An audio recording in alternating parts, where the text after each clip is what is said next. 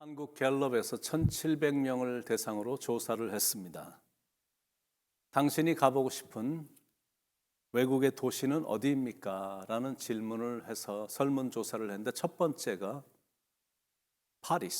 파리고 두 번째가 뉴욕이고 세 번째가 시드니고 네 번째가 런던, 다섯 번째가 로마였습니다. 한국 사람들이 가장 가고 싶어하는 탑 두 번째 도시에서 이제 우리가 살고 있으니 참 감사한 일입니다. 다섯 번째가 로마인데 로마에 정말로 가고 싶었던 사람이 한 명이 있습니다. 누구냐면 사도 바울입니다. 얼마나 로마에 가고 싶어 했는지 로마에 살고 있는 크리스찬들에게 편지를 쓸 정도고, 그리고 정말로 가고 싶다고 글을 썼고, 나는 반드시 로마에 갈 것이라고 말할 정도로 로마를 가고 싶어 했습니다. 사람이 이렇게 꿈을 꾸면 대체적으로 이루어지고 가기를 갈망하면 대체적으로 가게 된다는 사실을 아십니까? 미국에 온 분들 중에 대부분의 사람들이 미국에 대한 그 갈망과 미국에 살고 싶은 소망이 있었던 사람들이 대부분입니다. 로마에 가기를 그렇게 꿈에 그리며 갈망하더니 드디어 사도 바울이 로마에 왔습니다. 비록 죄수의 몸으로 오긴 왔지만 그래도 가보기를 소원했던 로마에 도착을 했으니까 얼마나 좋았을까요? 그런데 이제 어디 갔더니 뭐가 있고, 어디 갔더니 경치가 그만이고, 어디 갔더니 식당 맛이 정말 그만이더라. 그런 내용은 로마에 도착한 사도 바울에게는 하나도 나오지 않았습니다. 그런 것에 대해서는 전혀 관심이 없었기 때문입니다. 사도 바울의 관심은 사람이었고, 하나님 나라였고, 예수님이었고, 복음이었습니다. 사도 바울이 하고 싶었던 건 관광이 아니라 전도였습니다. 이런 게 바로 관심사다라는 겁니다. 사도 바울의 관심사는 철저히 하나님 나라였습니다. 그러니까 로마에 도착하자마자 그는 하나님 나라에 관해서만 전한 겁니다. 23절에 그들이 날짜를 정하고 그가 유숙하는 집에 많이 오니 바울이 아침부터 저녁까지 강론하여 하나님의 나라를 증언하고 모세의 율법과 선지자의 말을 가지고 예수에 대하여 권하더라. 그러니까 아침부터 저녁까지입니다. 하나님 나라에 대해서 증언하고 예수님에 대해서 권했다라는 겁니다. 그럼에도 불구하고 이런 열정과 이런 확신과 이렇게 상세하게 복음을 잘 전하는데도 불구하고 안 믿는 사람들이 있었다라는 사실입니다. 24절로 26절에 그 말을 믿는 사람도 있고 믿지 아니하는 사람도 있어 서로 맞지 아니하여 흩어질 때에 바울이 한 말로 이르되 성령이 선지자 이사야를 통하여 너희 조상들에게 말씀하신 것이 옳도다. 일러스되 백성에게 가서 말하기를 너희가 듣기는 들어도 도무지 깨닫지 못하며 보기는 보아도 도무지 알지 못하는도다. 정말 믿지 못하는 사람들이 있었는데도 사도 바울은 좌절하지 않았다는 것. 지금은 마음이 둔해서 들어도 깨닫지 못하지만 하나님의 말씀에 능력이 있으니까 후에는 깨닫게 될 줄 믿기에 계속해서 하나님 나라를 선포한 겁니다. 27절로 28절 이 백성들의 마음이 우둔하여져서 그 귀로는 둔하게 듣고 그 눈은 감았으니 이는 눈으로 보고 귀로 듣고 마음으로 깨달아 돌아오면 내가 고쳐줄까 함이라 하였으니 그런즉 하나님의 이 구원이 이방인에게로 보내어진 줄 알라. 그들은 그것을 들으리라 하더라. 30절 31절 바울이 온 이태를 자기 셋집에 머물면서 자기가 온 사람을 다 영접하고 하나님의 나라를 전파하며 주 예수 그리스도에 관한 모든 것을 담대하게 거침없이 가르치더라. 이러면서 사도행전이 끝납니다. 그렇게 고생을 해서 로마에 왔는데 좀 더 멋있게 마무리를 했으면 더 좋았을 걸, 그런 생각이 들 정도로 좀 빈약하게 미완성으로 끝나는 듯한 느낌이 드는 대행전의 마무리입니다. 대체 왜 그랬을까? 거기엔 분명히 이유가 있을 것입니다. 슈베르트의 미완성 교향곡이라고 있죠. 25살에 작곡을 했는데 끝이 없이 중가운데 끝이 난 곡입니다. 그 후 6년을 더 살았는데 곡을 완성하지 못했습니다. 왜 끝내지 못했는지는 아무도 모른다고 합니다. 그런데 미완성으로 끝났기 때문에 오히려 더 유명하고 위대한 작품이 됐습니다. 사도행전도 미완성의 책입니다. 로마까지 오는 항해는 정말로 죽을 뻔한 생사를 다투는 힘든 항해였습니다. 그렇게 어렵게 로마에 왔는데 대단한 일이 일어난 게 아니라 평범하게 하나님 나라와 주 예수 그리스도에 관해서 가르치고 전하는 모습으로 끝이 납니다. 사도행전의 시작은 성령의 역사로 인해 대단했었습니다. 그런데 사도행전의 끝은 소그룹 성경 모임, 성경 공부 모임으로 소박하게, 그것도 새빵살이하는 그 집에서 끝이 납니다. 대체 왜 그랬을까? 첫 번째 이유는 아마 이런 이유 때문일 것입니다. 사도행전은 과거의 책이 아니라 미래의 책임을 알려주고 싶어서 그랬을 것이다라는 거예요.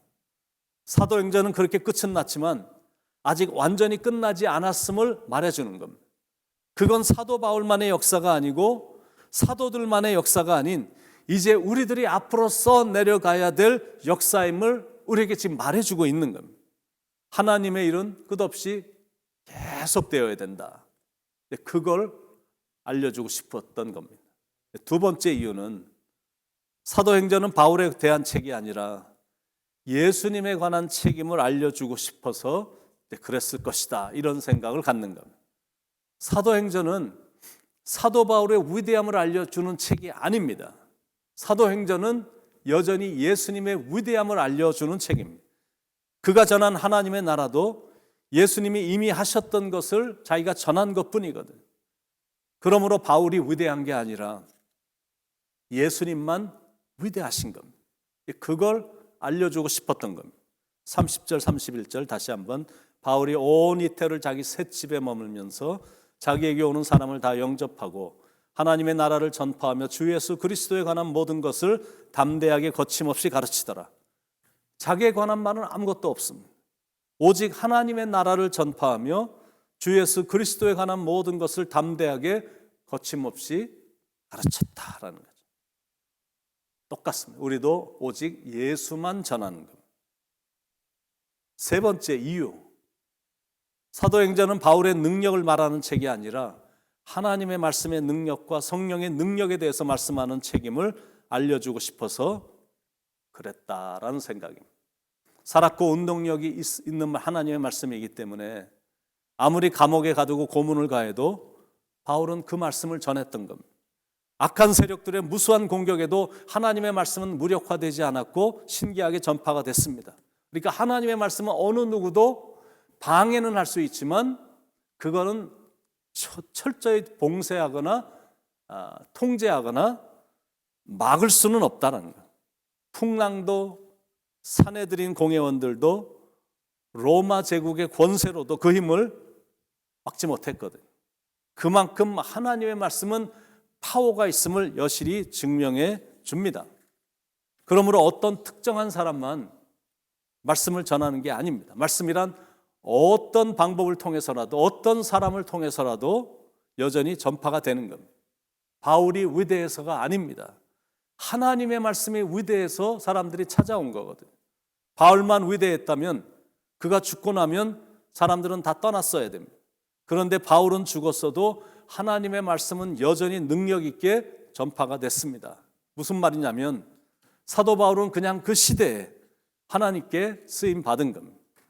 대단해서라기보다도 능력이 대단했기 때문이 아니라 하나님이 쓰셨기 때문에 쓰임 받은 것이다라는 겁니다. 하나님이 쓰신 사람들을 보면 완전한 사람들이 아니거든요. 대부분 불완전하고 미완성의 사람들이었습니다. 그럼에도 불구하고 하나님은 여전히 그런 사람들을 쓰신다라는 겁니다. 그러니까 하나님께 쓰임받기 위해서는 완전할 필요도 없고 대단한 능력자가 아니어도 되는 겁니다. 하나님이 완전하시고 하나님이 능력이시기 때문에 그렇습니다. 영성의 사람이란 어떤 사람이냐면 자기 자신이 부족한 존재임을 깨달은 사람이 영성의 사람입니다. 아직도 불충분하고 여전히 부족하고 뭘 하나를 해도 미완성으로 밖에는 할 수 없다고 깨닫는 사람. I'm still under construction. 나는 아직도 공사 중입니다. 그거거든요. 그러니까 하나님만 철저히 의지하는 겁니다. 나는 너무나 부족하니까 아직도 공사 중이고 부족한 것 투성이 있기 때문에 하나님만, 완벽하고 완전하신 하나님만 의지하는 거예요. 그런 사람이 영성의 사람이다라는 거예요. 그런 부족한 사람들을 예수님께서 제자로 부르신 겁니다. 그런 부족한 사람들에게 하나님의 나라를 선포하는 자로 세워주시고 그 일을 하도록 맡겨주신 겁니다. 성령 충만한 사람은 완전한 사람이 아니라 미완성의 사람입니다. 철저히 하나님만 의지할 수밖에 없음을 고백하며 하나님만 신뢰하며 나가는 바로 그 사람이 성령으로 충만한 사람인 겁니다. 사도행전 전체를 보면 하나님 나라에 대한 반역과 하나님 나라 이 복음에 대해서 적대시하는 수많은 방해 세력들을 보게 됩니다.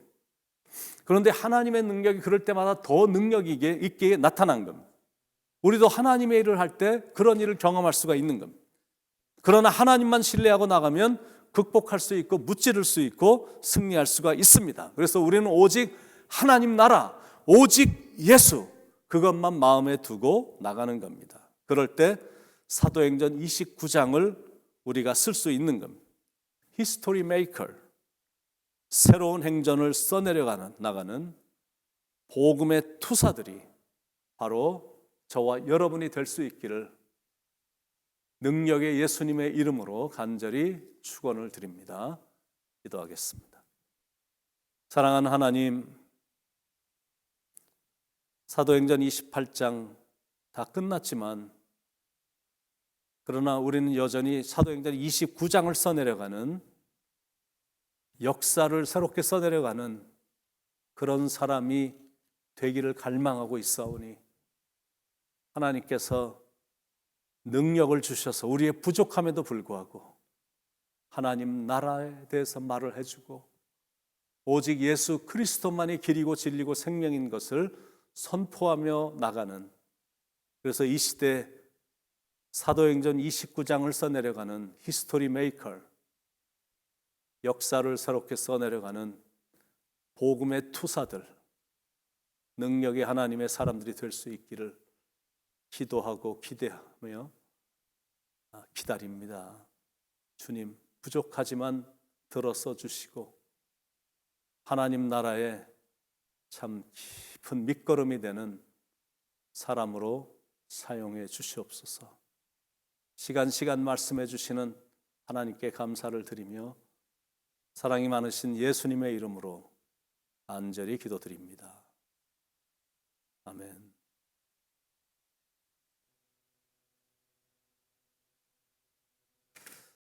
사도 바울의 총 관심사는 하나님 나라였습니다. 그건 이제 예수님에게서 받은 겁니다. 예수님의 외침도 항상 하나님 나라였습니다. 사도행전 1장 3절에 보면 그가 고난 받으신 후에 또한 그들에게 확실한 많은 증거로 친히 살아계심을 나타내사 40일 동안 그들에게 보이시며 하나님 나라의 일을 말씀하시니라. 예수님의 첫 번째 메시지도 하나님 나라였고 이 땅에 계실 때 전하셨던 메시지도 하나님 나라에 관한 메시지였고 승천하시기 전에 제자들에게 집중적으로 40일간 전한 메시지도 하나님 나라에 대한 메시지였습니다. 하나님 나라에 대한 비유를 말씀하실 때도 씨 뿌리는 자로, 그리고 알곡과 가라지로, 겨자씨로, 빵 속에 들어있는 누룩으로, 또 감추인 보화로, 좋은 진주로, 그물의 비유로 하나님 나라를 말씀하셨습니다. 여러분, 이렇게 집을 살려고 하는 사람들에게 있는 모든 게 이렇게 집만 보입니다. 옷을 사려고 하는 여인들에게는 옷만 보이거든요. 전화기를 새로 구입하려고 하는 사람의 눈에는 전화만 보입니다. 예수님의 머리와 마음 속에는 어디를 가셔도 어떤 걸 보셔도 오직 하나님 나라이셨습니다. 그러니까 예수님의 그 몸만 찔러도 하나님 나라에 관한 메시지가 나왔던 겁니다. 그 작은 겨자씨를 보면서도 하나님 나라, 땅을 부풀리는 누룩만 보셔도 거기서 하나님 나라를 전파하신 겁니다. 그 열정과 비전이 이제는 사도 바울에게 옮겨진 겁니다. 사도 바울도 어디를 가든지 하나님 나라만 전했습니다. 사도행전에 등장하는 하나님의 사람들도 하나님 나라만 생각했고 하나님 나라만 봤습니다. 사도행전을 쓴 누가도 로마까지 따라와 갖고 바울 곁에 있었는데 그걸 직접 눈으로 자기가 목격을 하고 나니까 하나님 나라에 관한 책을 쓴 겁니다. 하나님의 사람들은 더 잘 살고 더 많이 쌓아놓는 일에 집중하지 않습니다. 그들은 하나님 나라에 집중하고 더 많은 사람들이 하나님 나라에 대한 메시지를 듣도록 최선을 다합니다. 그 모습이 예수를 구주로 영접한 하나님의 사람들의 특징입니다. 우리의 머리엔 대체적으로 무엇으로 가득 차 있을까요? 하나님 나라에 대한 생각은 대체 우리는 어느 정도 할까? 바로 이 도전이 사도행전이 우리에게 주는 도전입니다. 꿈을 더 크게 가져라. 나중에 후회하지 않을 하나님의 꿈을 가져라. 그겁니다. 사도 바울이 현재 당하고 있었던 처지는 하우스 어레스트, 이 가택 연금이었습니다. 그것도 이태 동안, 2년 동안 밖으로 나가지 못하는, 지금 집안에서 이렇게 연금이 되어 있기 때문에 밖으로 나가지 못하는 게 지금 2년째 계속되는 겁니다. 그랬더니 신기한 게 뭐냐면 밖에 있는 사람들이 바울을 찾아오는 겁니다. 그래서 집안에서 성경 공부를 했는데 성경 공부의 내용은 모두가 다 하나님 나라, 오직 예수, 그 내용이었습니다. 그러면서 사도행전이 끝이 납니다. 뭔가 만족감이 느껴지면서 끝이 나야 되는데 약간 시원치가 않은 겁니다. 그런데 거기에는 이유가 있습니다.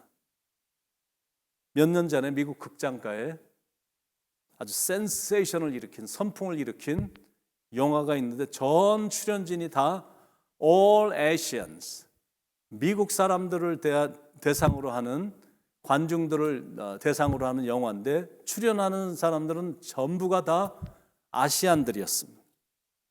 제 아들과 딸이 꼭 보라고 해서 봤는데 아주 마음이 시원한 영화였습니다. 내용은 케빈 콴스 베스트셀링 노벨, 이 케빈 콴의 이 소설책을 이제 영화한 그런 책인데, 그런 영화인데 아주 대단한 수익을 많이 올린, 정말 선풍을 일으킨 영화였습니다. 주인공은 레이첼 추라는 이 아메리칸 차이니스, 그리고 굉장히 미래가 보장된 뉴욕 유니버시티에서 교수로 있는 아주 젊은 여자에 관한 이야기인데, 그런데 그 여인에게 새 보이프렌드가 생겼습니다. 닉 영이라는. 그런데 그 보이프렌드도 뉴욕 대학에서 교수 활동을 하는 아주 핸섬하고 잘 나가는 그런 남자 청년이었습니다. 여자 주인공은 남자가 굉장히 그런 부자인 줄 모르고 그냥 친구로 사귄 겁니다. 그런데 막상 남자친구 닉이 자기 베스트 프렌드 결혼식에 들러리를 서기 위해서 싱가포르에 가자고 해갖고 같이 따라갔다가 거기서 남자친구의 가족을 만나게 됐는데 아시아에서 최고로 부자인 겁니다.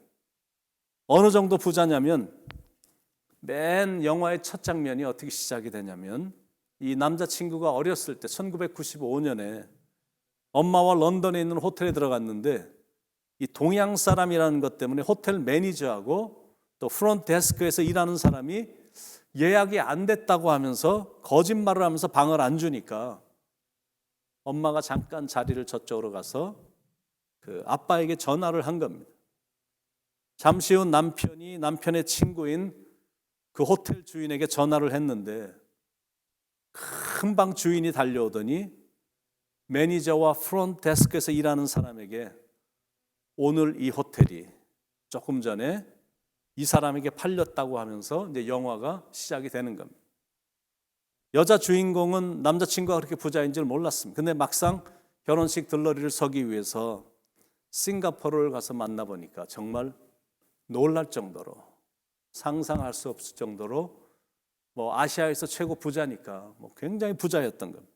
그런데 이제 결혼식 파티에서 일어난 일들, 거기에 사는 사람들로부터 받은 모욕감, 자존심 상하게 하는 일들, 특히 남자친구의 어머니와 할머니로부터 넌 내 아들의, 넌 내 손주의 여자친구가 될 자격이 안 돼 라는 말을 듣습니다.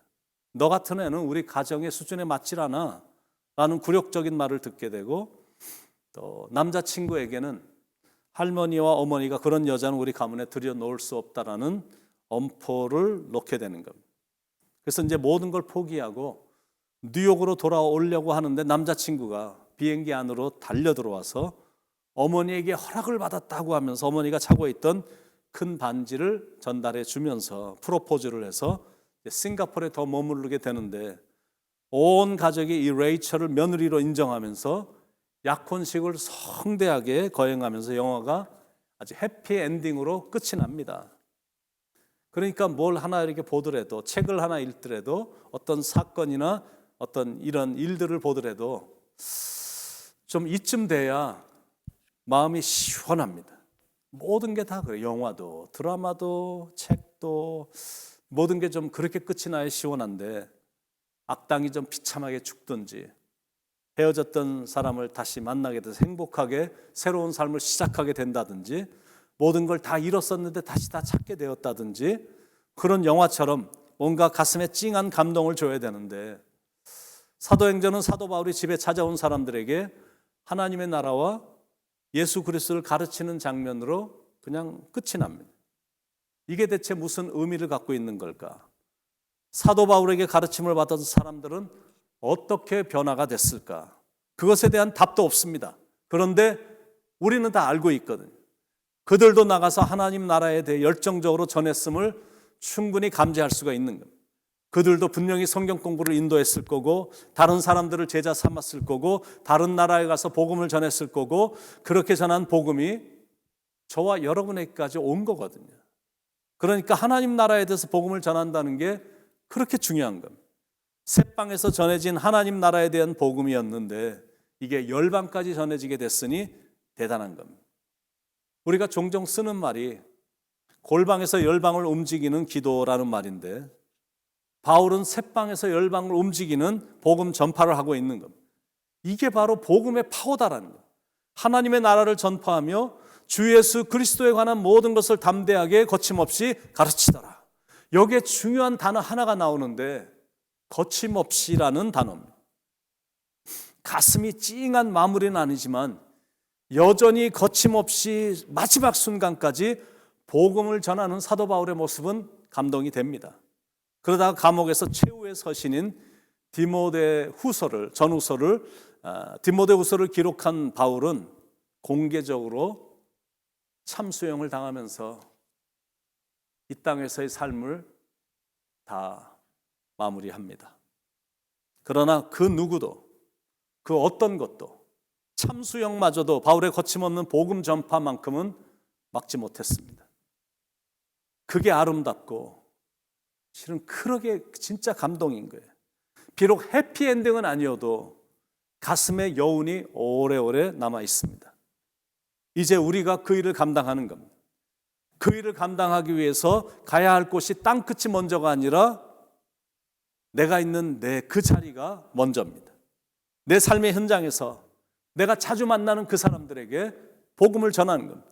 그리고 나서 사마리아와 땅끝까지로 가는 겁니다. 하나님의 마음을 갖고 도전해보고 또 복종해서 하는 거고, 그리고 가는 겁니다. 하나님이 우리를 통해서 하시기를 원하시는 것에 주목하고 도전하고 하나님 나라를 세우는 겁니다. 그걸 위해서 우리를 부르시는 거거든요. For us to be the kingdom builder. 하나님 나라를 세우는 그 빌더로서. 그러므로 우리는 어디를 가든지 사도행전 29장을 쓰는 마음으로 임해야 됩니다. 그게 우리의 꿈이 되어야 된다는 Kingdom Builder, KB, Kingdom Builder, 하나님의 나라를 세우는 사람들. 미완성으로 끝난 사도행전을 이제는 우리가 써내려가야 됩니다. 이제 사도행전을 다 마치게 됐는데 저와 여러분이 그 도전을 받게 되길 바랍니다. 그런 마음으로 임할 때 주님께서 그 일을 감당할 수 있는 능력을 주실 줄로 믿습니다. 여러분의 그 마무리 인생이 그런 열정과 그런 마음으로 임하기에 해피 엔딩으로 마무리가 되기를 간절히 축원을 드립니다. 그동안 정확하게 30일에 걸친 사도행전 말씀을 여러분들이 경청해 주셨는데 진심으로 감사를 드립니다.